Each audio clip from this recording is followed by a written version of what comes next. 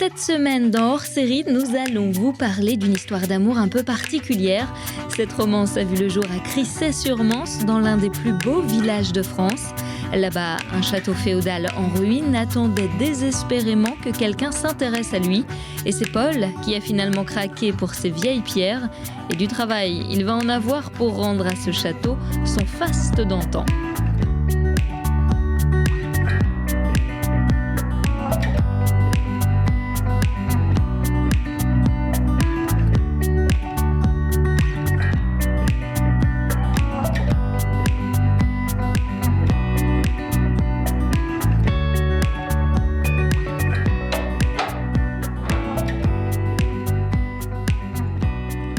Je suis tourangeau d'origine et je cherchais depuis un moment un endroit où me poser, où pouvoir m'investir, où pouvoir me sentir utile. Et j'ai entendu parler donc, de Crissey par un ami qui m'a dit de venir voir, qu'il avait entendu parler de la vente du château. Voilà, c'était un jour de janvier et je suis venu ici, j'ai eu le coup de cœur direct pour le château. J'ai hésité entre un petit appartement et un gros tas de pierres, et bon, j'ai craqué pour le tas de pierres. Je travaille dans la promotion immobilière, mais je n'ai pas d'expérience spécifique au niveau manuel. Et c'était justement l'occasion aussi d'apprendre des savoir-faire, de pouvoir apprendre, utiliser mes mains et justement contrebalancer un petit peu le métier que j'ai, qui est plutôt un métier intellectuel. Comme tout coup de cœur, c'est assez irrationnel. Donc en effet, avec tous les travaux qu'il y a à faire, ça pourrait paraître effrayant. En fait, moi, je trouve que c'est stimulant. Je puise beaucoup d'énergie ici, j'en dépense beaucoup, mais j'en puise aussi énormément.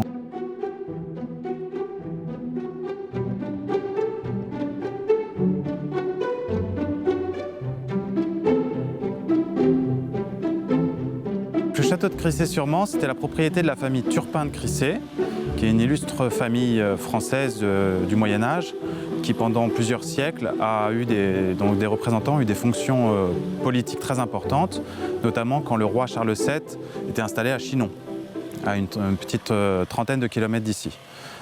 C'était des financiers, et donc ils avaient évidemment accès au trésor royal et donc étaient assez fortunés. Ils ont construit cette forteresse sur plusieurs générations. On a des restes de fortifications du XIIIe siècle. Et le dernier bâtiment construit sur le site le chantier a commencé en 1498. Et donc aujourd'hui, il reste un quart du bâti initial. Et ça, c'est un petit peu aussi ce qui fait le charme des lieux, c'est cet aspect ruine et l'imaginaire qu'on peut développer en voyant ces ruines. Le château donc s'élevait sur 2 étages, un rez-de-chaussée, 2 étages et des combles. Un premier étage qui mesure 6,50 m de plafond, donc avec des grandes pièces de réception. Un deuxième étage qui était privatif, avec une salle unique de la partie qui reste aujourd'hui, avec une hauteur sous plafond de 4,50 m, et des combles ensuite en carène de bateau renversé.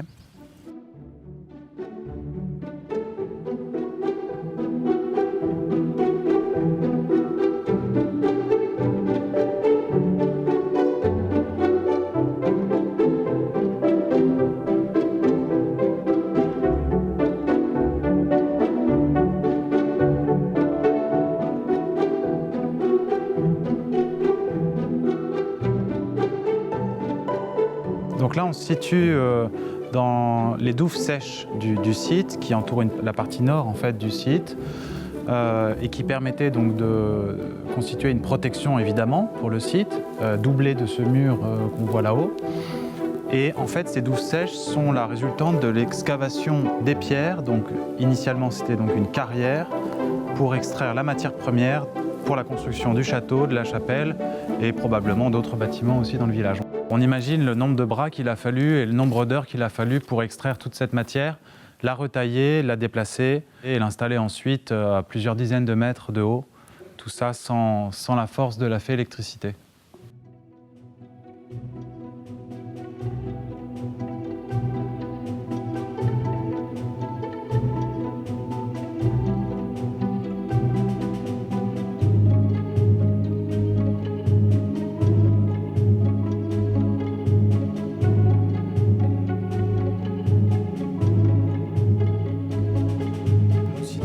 caves du château, les anciennes donc, carrières qui ont permis d'extraire la pierre et qui ont ensuite servi de stockage et aussi pour de la culture donc, de verre à soie, de champignons. Il se trouve que donc, on est à des températures qui restent ambiantes à peu près toute l'année et donc on peut y stocker très facilement du vin aussi. Donc c'était un atout aussi de ces grandes caves. On voit hein, la qualité de la pierre et la qualité du travail d'extraction avec encore les traces des coups de pioche et la propreté de la découpe.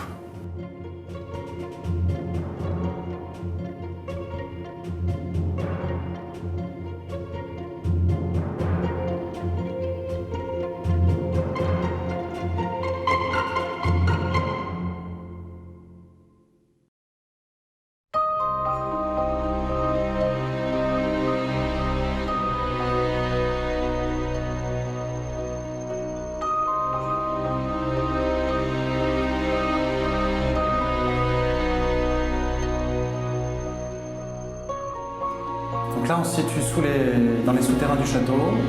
C'est un petit ensemble troglodyte de petits boyaux en fait, et de petites salles comme celle où nous nous trouvons, avec des extrémités qui sont éboulées, donc à découvrir plus tard. Globalement, ça avait un intérêt de défense. On venait se réfugier, évidemment, c'était les souterrains refuges, comme on les appelle dans la région. Et donc on retrouve un peu partout des systèmes creusés dans le tuffeau pour pouvoir installer des portes, des trous pour mettre des morceaux de bois pour caler les portes, etc. Parfois il y a même 2-3 portes successives en défense. Et les souterrains donc, mènent à 2 salles qui sont à une douzaine de mètres sous terre au bout de ce boyau, et où on pouvait à la fois se réfugier et également enfermer des prisonniers.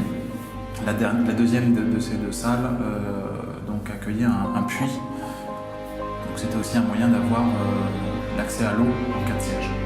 Les souterrains avaient un double accès, un accès intérieur au château et ils donnaient aussi accès à l'extérieur du château pour pouvoir s'enfuir en cas de siège. Donc il y avait une échauguette pour pouvoir s'échapper si besoin. Et globalement, ça représente quelques centaines de mètres de boyaux de souterrains. Donc c'est pas spécialement grand, mais on imagine qu'il y en a peut-être d'autres qui sont plus accessibles aujourd'hui, mais qui existent aussi plus sous le château. Parce que là, on est sous la cour.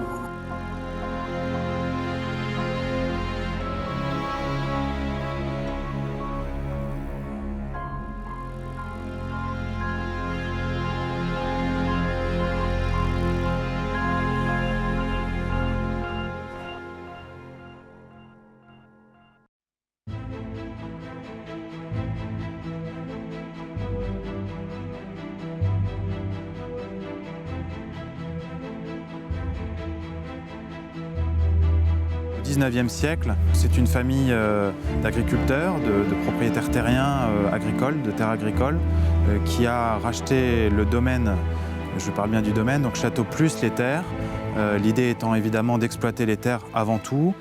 Et le château, à ce moment-là, qui avait été délaissé depuis longtemps, a été sauvé par cette famille, entre guillemets, puisqu'ils l'ont transformé en grange.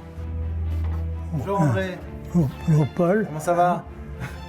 Merci de m'avoir invité. Avec plaisir.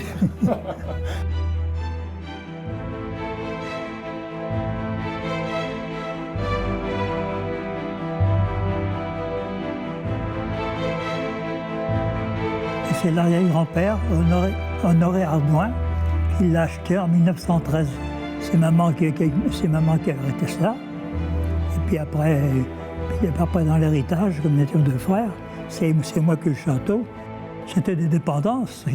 Ils stockaient du grain, ils stockaient la paille pour pas que ce soit dehors à la pluie. Enfin, le grain était là, puis la paille était entassée dans la chapelle. C'est très bien que Paul le maintenant pour le remettre en valeur mieux qu'avant, bien sûr. Et puis faire attirer les touristes.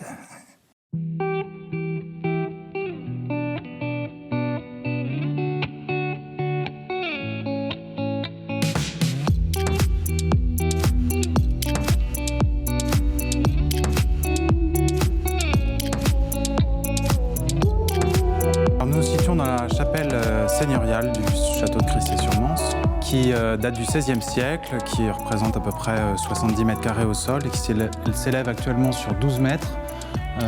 Mais on peut voir à l'oculus qui a été tronqué là-haut et muré que la chapelle s'élevait encore plus haut. Probablement, elle avait 5 mètres minimum de plus, donc elle était extrêmement élevée par rapport à sa superficie assez restreinte finalement. Et elle était voûtée en fait partout de pierre. On peut remarquer d'intéressant dans cette chapelle l'escalier intégré dans l'œuvre du mur et qui permettait aux seigneurs qui habitaient dans le logis seigneurial supérieur au-dessus d'accéder directement donc à sa chapelle privée. Ce qui est particulièrement intéressant également, c'est de voir la symbolique du niveau des sols, avec un sol supérieur ici pour le sacré, avec l'autel de la chapelle, le sol intermédiaire pour le seigneur et le sol inférieur pour les autres.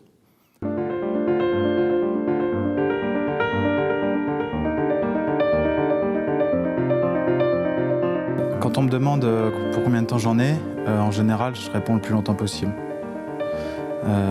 J'espère que je vais pouvoir continuer à être ici et à prendre soin du bâtiment, à le voir évoluer, à le voir retrouver sa splendeur tout doucement. Il y a énormément à faire, mais je me dis que tout ce que je ferai, ce ne sera plus à faire et donc ce sera au prochain ou à la prochaine ensuite de prendre le relais. Mais voilà, je serai un maillon dans la chaîne de la préservation de ce site. Quand je me suis lancé, la plupart de mes proches m'ont découragé. Je pense que les gens ici ont dû se demander ce qui m'était arrivé. Et puis donc ça a été un peu stimulant aussi, ça, de se confronter aussi un petit peu à la peur des autres, finalement. Et finalement, je pense que les gens qui me connaissent ont compris que c'était ce qu'il me fallait.